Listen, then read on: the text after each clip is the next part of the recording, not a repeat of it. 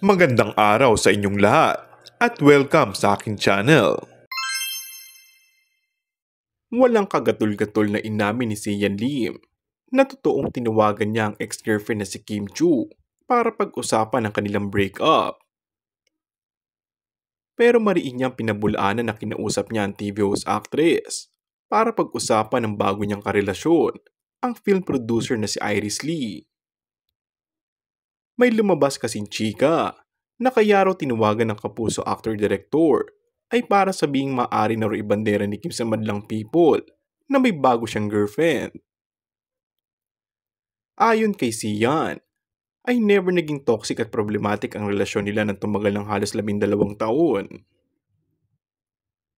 Naniniwala umano siya na wala silang nararamdamang matinding galit ni Kim sa isa't isa sa kabila ng kanilang breakup dahil nakapag-usap naman daw sila ng maayos.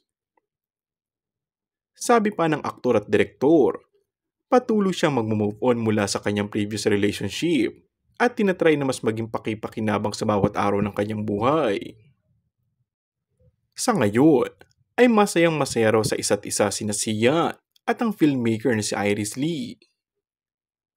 Matatanda ang si Iris Lee ang itinuturong third party umano sa hiwalayan ni Sian at Kim.